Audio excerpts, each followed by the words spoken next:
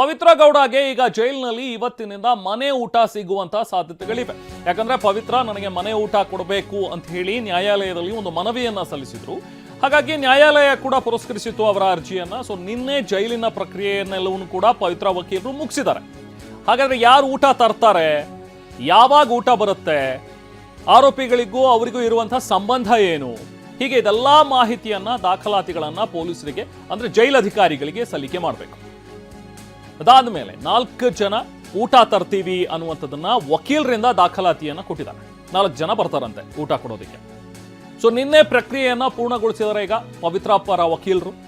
So ಹೀಗಾಗಿ ಇವತ್ತಿನಿಂದ ಬಹುಶಃ ಪವಿತ್ರ ಗೌಡಗೆ ಮನೆ ಊಟ ಸಿಗೋ ಸಾಧ್ಯತೆಗಳಿವೆ. ಸೊ ಇದು ಒಂದು ಕಡೆ.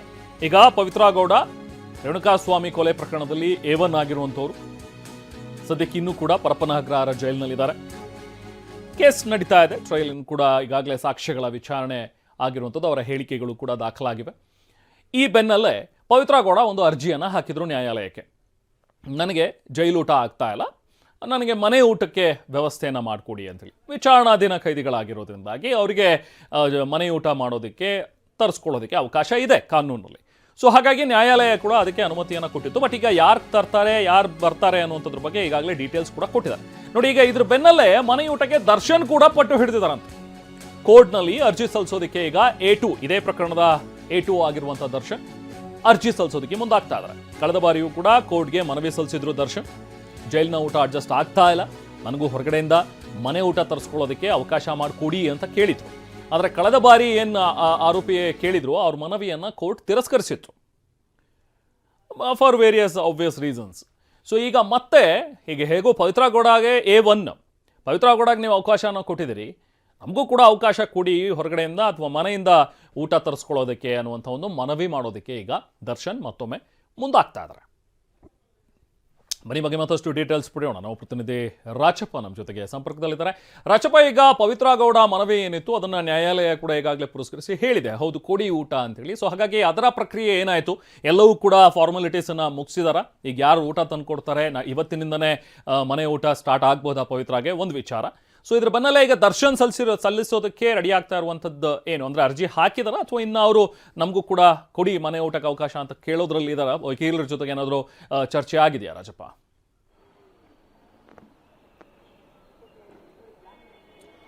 ರೆಹಮಾನ್, ರೇಣುಕಾಸ್ವಾಮಿ ಕೊಲೆ ಪ್ರಕರಣದ A1 ಆರೋಪಿಯಾಗಿರುವಂತಹ ವಿಚಾರಣಾಧೀನ ಕೈದಿ ಪವಿತ್ರ ಗೌಡ ಈ ಹಿಂದೆ ಕೋರ್ಟ್ನಲ್ಲಿ ಮನೆಯೂಟಕ್ಕೆ ಅಂತ ಹೇಳಿ ಅರ್ಜಿಯನ್ನು ಹಾಕೊಂಡಿದ್ರು. 2025 ಡಿಸೆಂಬರ್ 30ರಂದು ನ್ಯಾಯಾಲಯ ಅವರು ಅಂದ್ರೆ ಮನೆ ಊಟ ಕೊಡೋದಕ್ಕೆ ಅವಕಾಶವನ್ನ ಕೂಡ ಕಲ್ಪಿಸಿತ್ತು. ಆದ್ರೆ ಅಂದಿನಿಂದ ಇಂದಿವರೆಗೂ ಕೂಡ ಅವರಿಗೆ ಮನೆ ಊಟ ಸಿಕ್ಕಿರಲಿಲ್ಲ. ಯಾಕಂತಂದ್ರೆ ಕೋರ್ಟ್ನ ಪ್ರತಿ ಜೈಲಿಗೆ ತಲುಪಿದ ನಂತರವೂ ಕೂಡ ಅವರಿಗೆ ಆ ಸೌಲಭ್ಯ ಸಿಕ್ಕಿರಲಿಲ್ಲ. ಅಂದ್ರೆ ಒಂದಿಷ್ಟು ಜೈಲಿನ ಪ್ರಕ್ರಿಯೆಗಳು ಪಾಲನೆ ಆಗ್ಬೇಕಾಗತ್ತೆ. ಅಂದ್ರೆ ಮನೆ ಊಟ ಹಿಂಗೋ ಯಾರೋ ಒಬ್ರು ಬಂದ್ರು ಪವಿತ್ರ ಗೌಡಗೆ ಊಟ ಕೊಡ್ತೀವಿ ಅಂತ ಹೇಳಿ ಹೋಗೋದಕ್ಕೆ ಸಾಧ್ಯ ಆಗಿಲ್ಲ.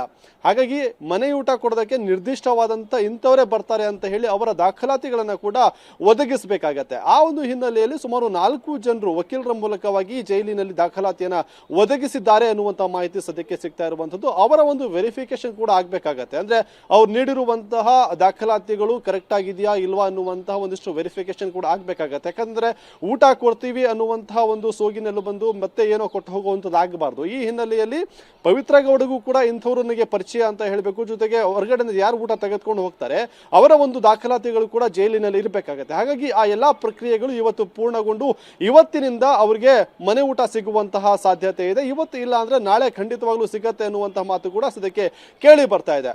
ಇದರ ಬೆನ್ನಲ್ಲೇ A2 ಆರೋಪಿ ಆಗಿರುವಂತಹ ದರ್ಶನ್ ಕೂಡ ಮನೆ ಊಟಕ್ಕೆ ಅರ್ಜಿಯನ್ನು ಹಾಕೊಳ್ಳುವಂತಹ ಸಾಧ್ಯತೆ ಇದೆ. ಅಂದ್ರೆ ಈ ಹಿಂದೆ ಕೂಡ ಅಂದ್ರೆ ಪವಿತ್ರ ಗೌಡ ಮುಂಚಿತವಾಗಿಯೇ ದರ್ಶನ್ ಮನೆಯೂಟಕ್ಕಾಗಿ ಕೋರ್ಟ್ನಲ್ಲಿ ಅರ್ಜಿಯನ್ನು ಹಾಕೊಂಡಿದ್ರು. ಆದ್ರೆ ಕೋರ್ಟ್ ಅದನ್ನ ತಿರಸ್ಕಾರ ಮಾಡಿತ್ತು. ಯಾಕಂತಂದ್ರೆ ಜೈಲಿಗೆ ಸಂಬಂಧಪಟ್ಟಂತ ವಿಚಾರಕ್ಕೆ ಸಂಬಂಧಪಟ್ಟಂತೆ ಜೈಲಾಧಿಕಾರಿಗಳು ಅಂದ್ರೆ ತಮ್ಮ ಜೈಲಿನಲ್ಲಿಯೇ ಸಾಕಷ್ಟು ಒಳ್ಳೆಯವಾದಂತಹ ಆಹಾರವನ್ನ ಕೊಡ್ತಾ ಇದ್ದೀವಿ ಅನ್ನುವಂತ ಒಂದು ಮಾತನ್ನ ಕೂಡ ಹೇಳಿದ್ರು. ಆ ಒಂದು ಹಿನ್ನೆಲೆಯಲ್ಲಿ ಕೋರ್ಟ್ ಅದನ್ನ ತಿರಸ್ಕಾರ ಮಾಡಿತ್ತು.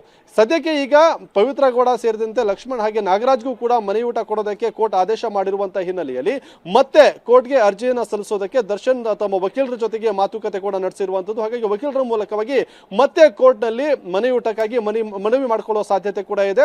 ಅದು ಯಾವಾಗ ಅನ್ನುವಂಥದ್ದನ್ನ ಕಾದು ನೋಡಬೇಕಾಗತ್ತೆ Rehman. Okay, thank you Rajappa.